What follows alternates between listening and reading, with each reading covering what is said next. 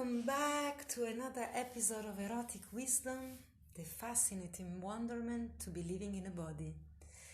Traditional tantric wisdom for modern living and loving. I'm your host, Mrs. Love, and this is my second Solocast. And I thought I'm gonna pick it up where I left it from my first Solocast, episode number 1. If you haven't listened to it, please go ahead and check it out. It was an electrifying episode. I tell the story how I became Mrs. Love, how Mrs. Love became my spiritual nickname. It's a very funny story. And so I thought I'm going to tell you what happened after, and one of my greater aha moments that sprouted from that.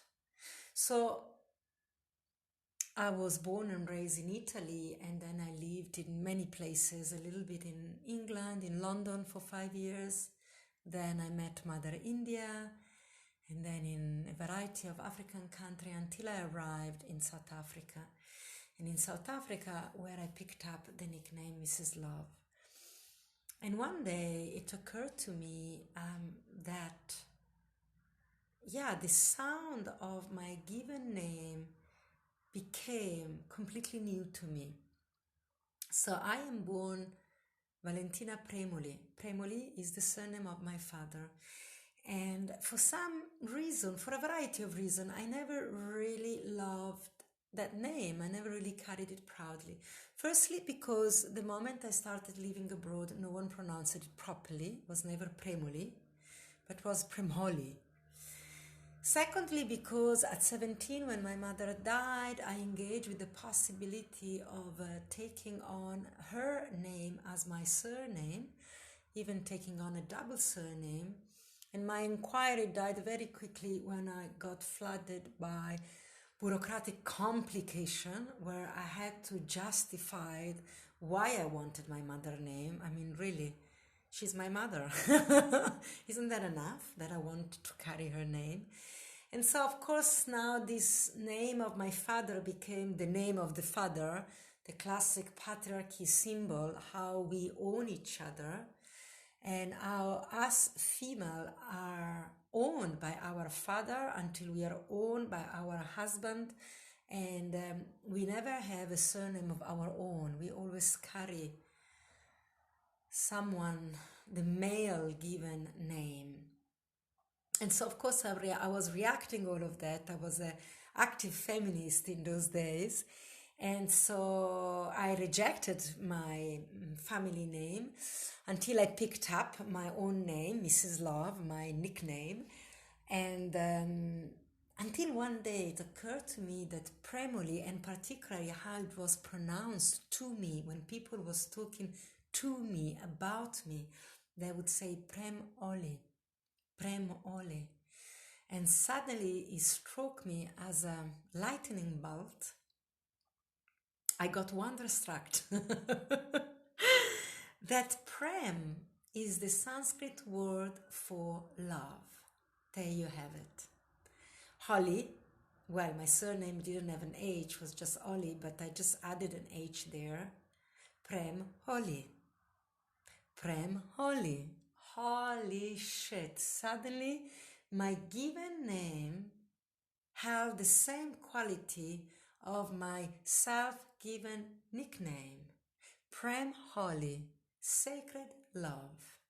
I was born with that name, and I thought I gave it to me, the name of Mrs. Love. I thought that was the fruit of my self-searching, soul-searching. I came all the way to South Africa to find myself and get myself this name. And it was there from the beginning. Prem Holly. It was given to me. And suddenly I remember one of my tantric teacher sharing with me in a lecture, saying that our birth name is auspicious. Don't go about changing your name, but own your name, live your name. Expand within your name. Honor yourself through loving the name that was given to you.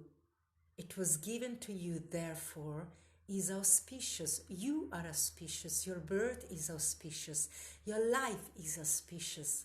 Therefore, your name too. Embrace it. And I never did that until that moment of profound realization.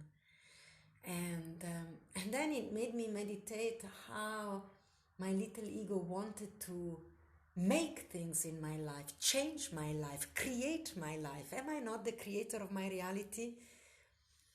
And realizing that I was operating from such a small ego aspect. My mind is so small. And I thought I was the doer, when in reality was doing it all already. If only I had eyes to see it. If only I had practiced the meditation of resting in the fascinating wonderment of being myself, would I have seen that? So it took me many years to see that everything is already laid out for ourselves, and it takes many years, I guess, for many people. And that's what happened, I guess, when we hit the midlife crossover, where we're looking back and we see the bigger picture, how we always been running after ourselves, chasing our own tail, going in circle to become the one we already are, we always were. And so this just brings to me a little meditation in this fashion now, these days of changing the world. Everybody wants to change the world.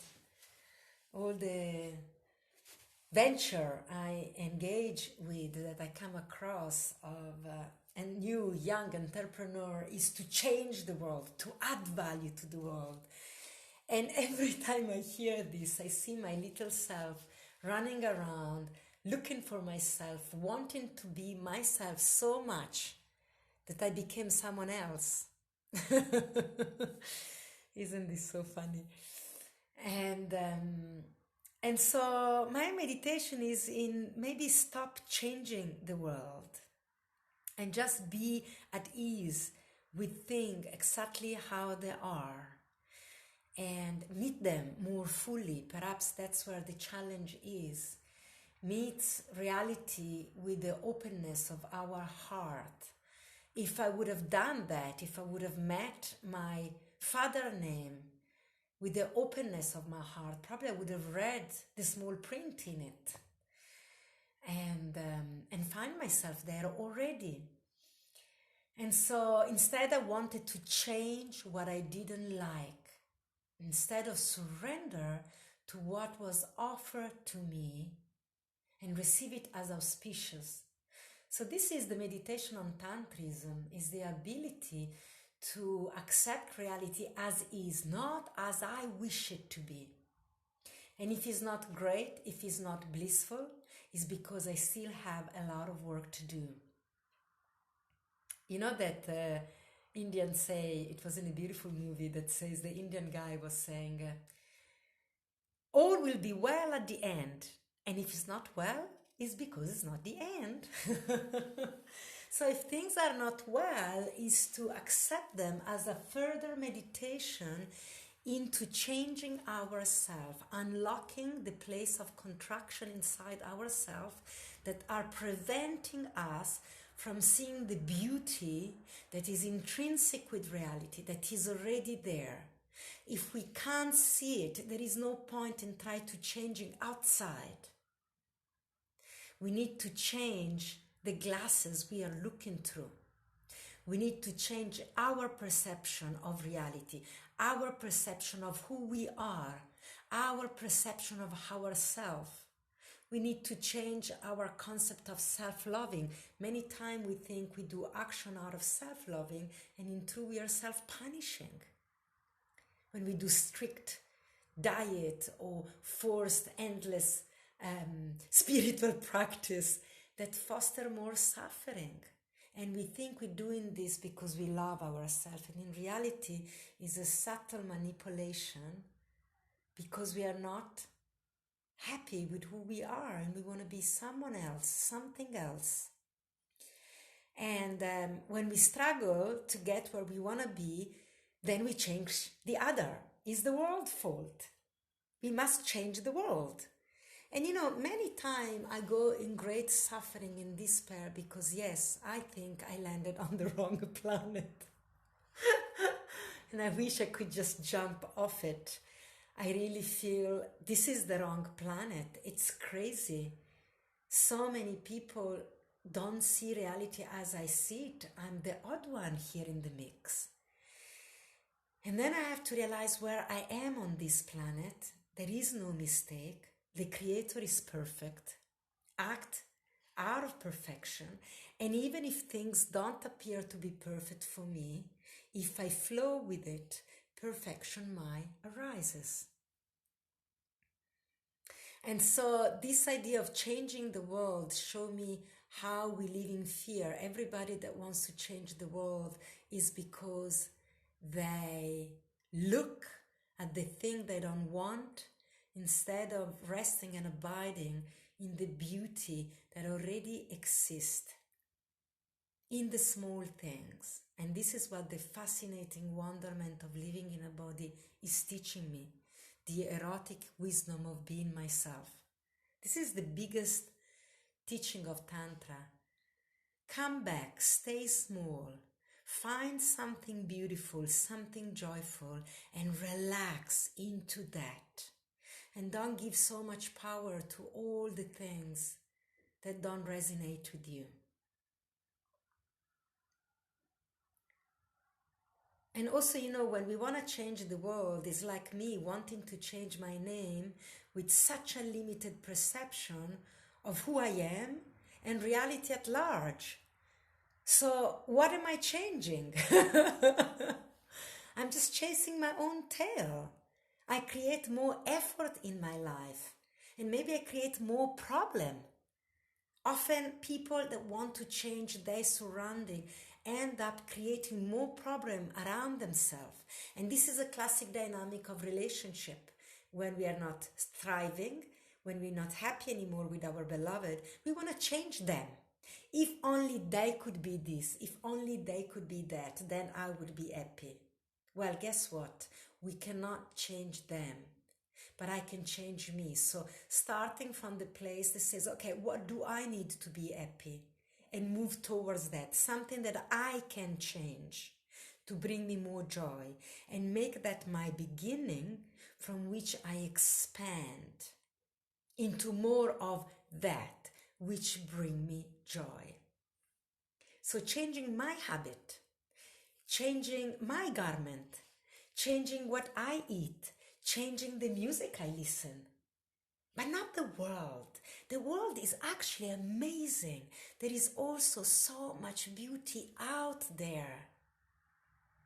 What would I know? To changing into what? And a bigger expression of my fear?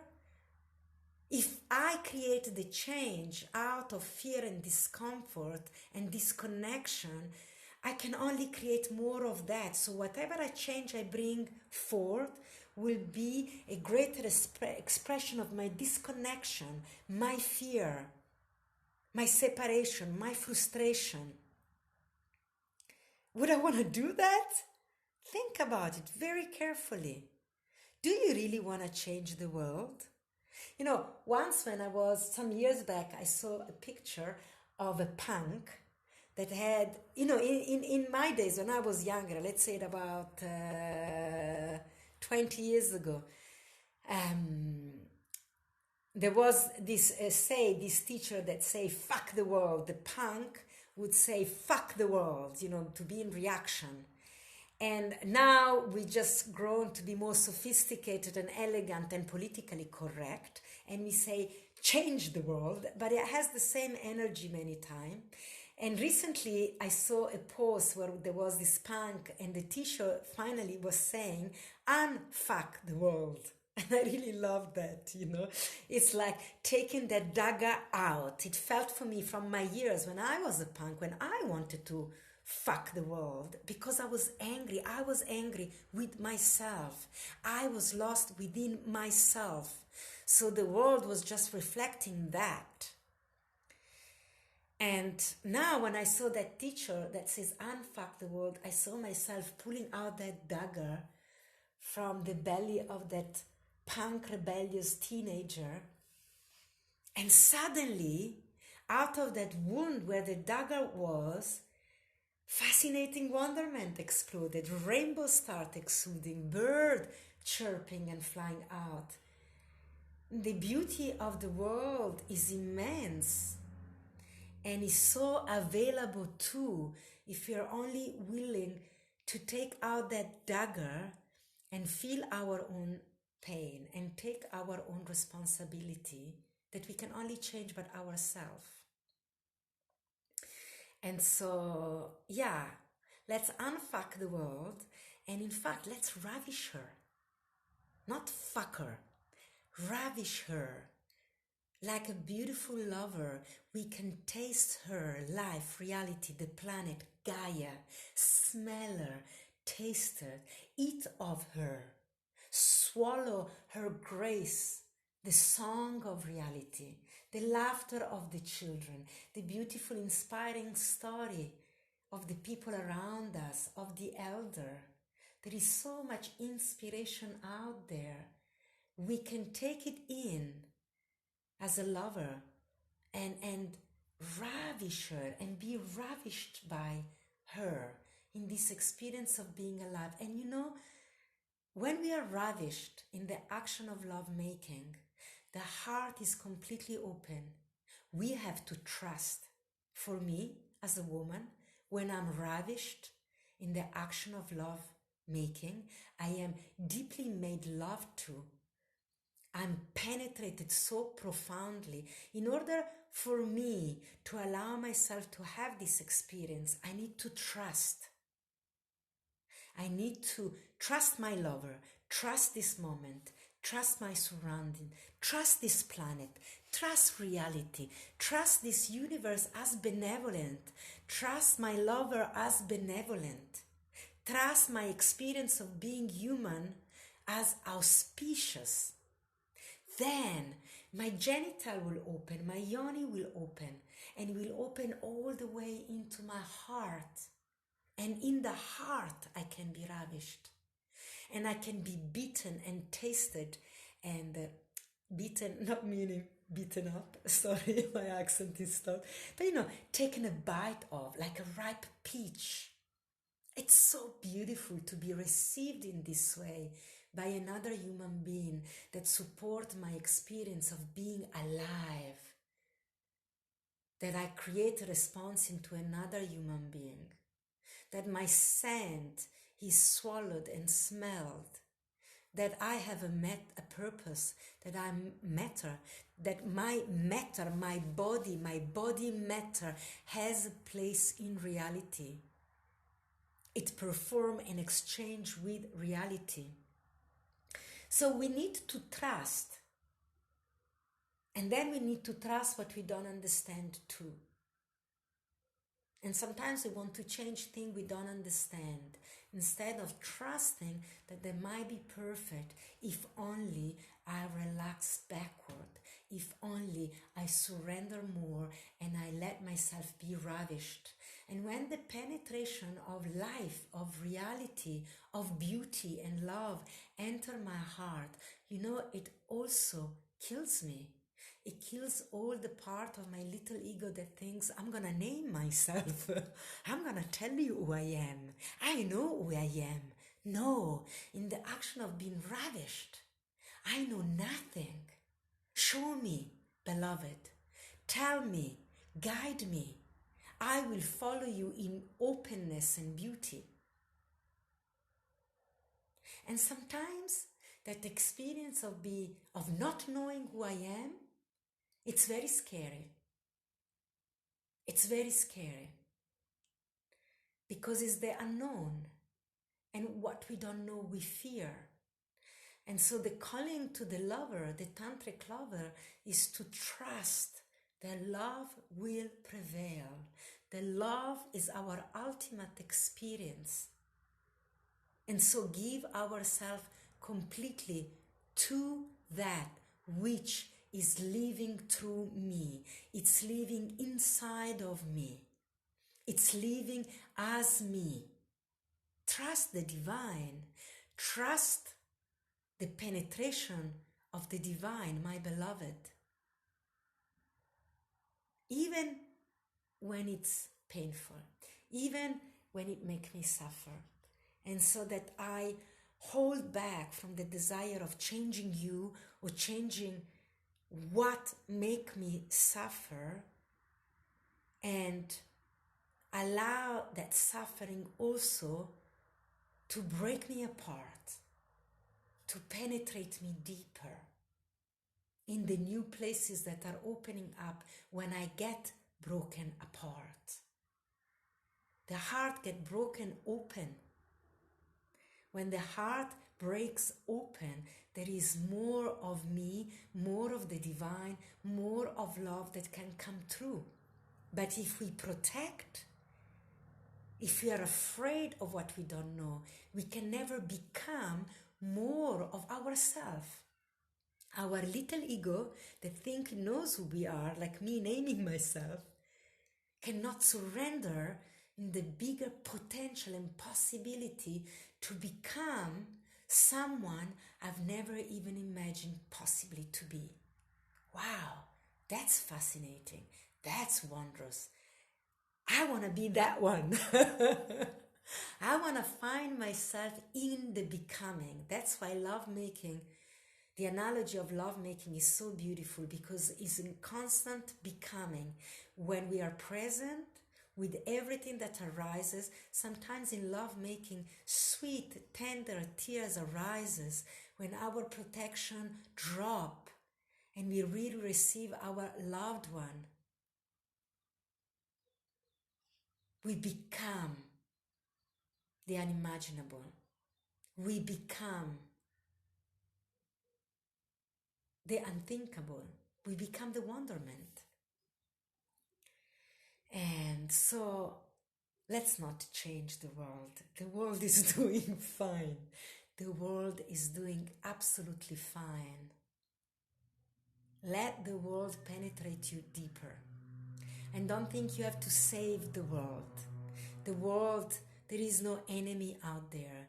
Tantrism teach me that the universe is a benevolent force that is here for my flourishing, that is here to support my divine and human unfolding, to become the mystery, the living mystery, so that the divine itself can say, oh my God, I am so marvelous. I am so magnificent. I didn't know I could be that too. So that's what we're doing together. We're allowing ourselves to be penetrated by the mystery, for it to be seeing itself. And so the mystery is a benevolent force. It's here to support me. Remember, my name is auspicious. My life is auspicious. So there is no one out there to get you. If you have the sensation that someone is out there to get you, have to feel this feeling inside of you that you're not feeling safe. And you have to be really true and honest and let that penetrate you and break you apart and see what lies behind it.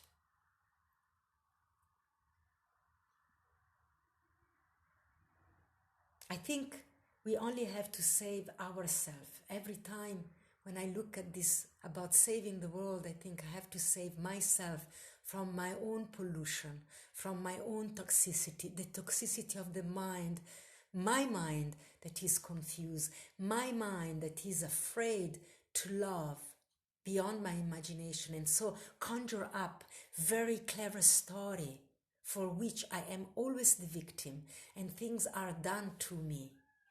Poor me.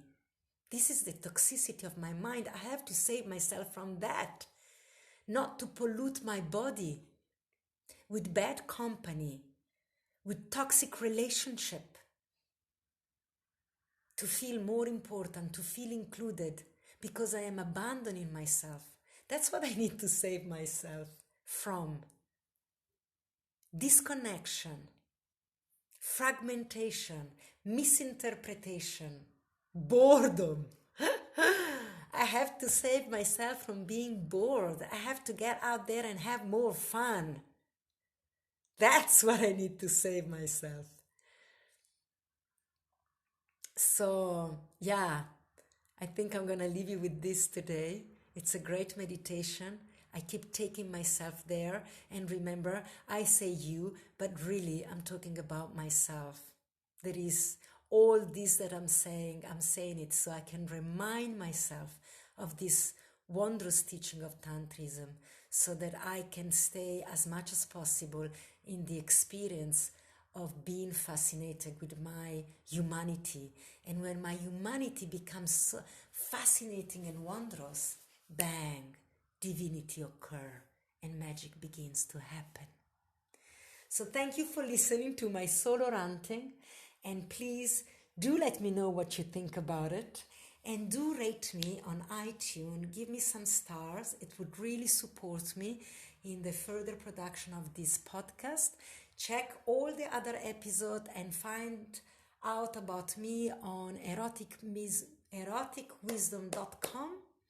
And let me know what you think and how these teaching are moving in you. I would really love to hear from you. Until then, stay beautiful. Ciao.